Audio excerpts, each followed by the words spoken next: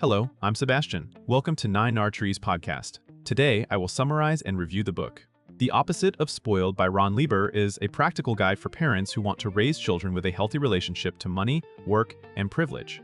Drawing on reporting and conversations with families, educators, and financial professionals, Lieber argues that money is not a taboo topic but an everyday tool for teaching values. The book reframes common parental worries, such as fear of raising entitled kids or anxiety about discussing income, debt, and spending. Instead of offering a one-size-fits-all formula, it provides age-appropriate conversations, simple family routines, and decision frameworks that help children become thoughtful consumers and responsible citizens. Lieber also explores how generosity, gratitude, and self-control can be learned through real choices involving allowances, giving, saving, and spending. The result is an approachable roadmap for building financial capability alongside character, so kids can grow into adults who understand trade-offs, respect effort, and use money with intention. I will give you key takeaways from this book. Firstly, money as a values conversation, not a forbidden subject. A central idea in the book is that avoiding money talk does not protect children, it deprives them of context. Lieber encourages parents to treat money as a normal topic that can carry lessons about priorities, fairness, and responsibility. Rather than delivering a single lecture, he emphasizes many small conversations tied to everyday moments like grocery shopping, birthday parties, vacations, and online purchases. These moments help children learn that every choice has trade-offs and that families operate within limits, even when those limits are self-imposed. The book also addresses the discomfort parents feel when children ask direct questions about salaries, wealth, or why one family has more than another. Lieber suggests that honest, age-appropriate answers build trust and prevent kids from forming distorted ideas from peers or media. He highlights that children can handle nuance when adults name the underlying values, such as security, freedom, generosity, and dignity. By framing money as a tool that reflects what the family cares about, parents can use financial topics to teach empathy, gratitude, and clear thinking, while reducing shame and secrecy around common financial realities. Secondly, allowance and earning, building skills through practice. Lieber treats allowance not as a reward, but as a teaching instrument, a way to give children controlled experience with earning, saving, and spending. The emphasis is on structure and consistency. When money arrives predictably, children can plan, make mistakes, and learn consequences without high stakes. He explores different approaches, including allowance tied to chores versus allowance as a separate family policy, and he focuses on what each method communicates. If chores are paid, the lesson may be that household contributions are optional. If allowance is separate, chores can remain a baseline expectation of belonging to a family. The book also encourages parents to let children feel small pains, like running out of spending money or regretting an impulse buy, because those feelings create durable learning. Lieber highlights how parents can gradually increase autonomy with age, shifting from simple spending decisions to longer-term saving goals. He also underscores that the goal is not maximizing earnings but building judgment, patience, and the ability to delay gratification. Allowance becomes a safe sandbox where kids practice budgeting, prioritizing, and recovering from mistakes without parental rescue at every turn. Thirdly, teaching generosity and community responsibility. Another major theme is that generosity is a skill and a habit, not a personality trait that appears on its own. Lieber describes how families can make giving a normal part of financial life, alongside saving and spending, so children see generosity as a baseline choice rather than a special occasion. He encourages parents to involve kids in decisions about donations, volunteering, and family philanthropy, including discussions about which causes matter and why. These conversations can naturally lead into topics like inequality, opportunity, and the social impact of money, while helping kids develop empathy without guilt.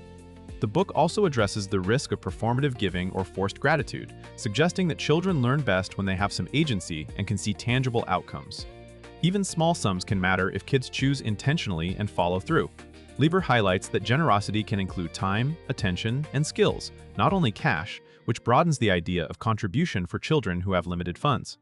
By connecting money choices to community and moral reasoning, parents can help children build a sense of stewardship and perspective, reducing entitlement and reinforcing that resources can be used to improve life for others. Fourthly, navigating affluence, entitlement, and social comparison. Lieber confronts a problem many parents recognize but struggle to name.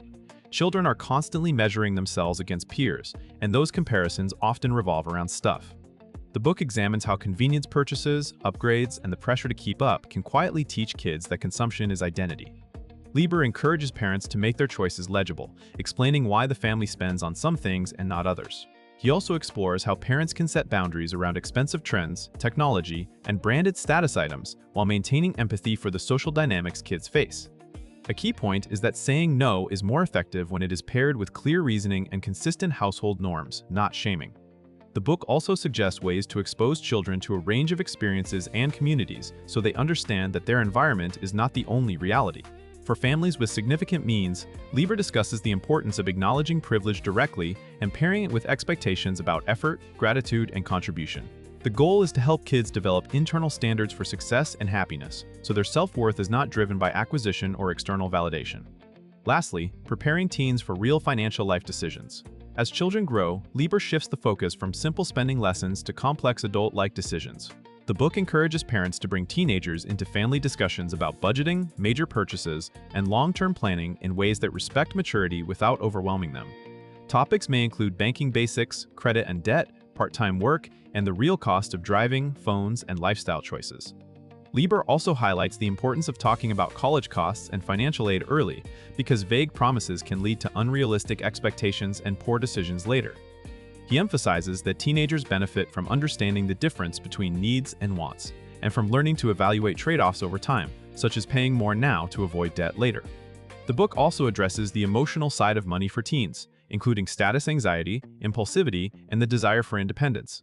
By offering guided autonomy, parents can let teens practice managing a budget, making saving plans, and setting personal goals. The payoff is confidence and competence when they encounter financial complexity in early adulthood, from rent and insurance to credit cards and big commitments. In conclusion, this book is best for parents, guardians, and educators who want children to become capable with money and also thoughtful about what money represents. It will especially help families who feel stuck between two fears, that talking about money will create anxiety, or that not talking about it will create entitlement. Lieber offers a balanced path that respects a child's developmental stage while still being candid about limits, trade-offs, and privilege.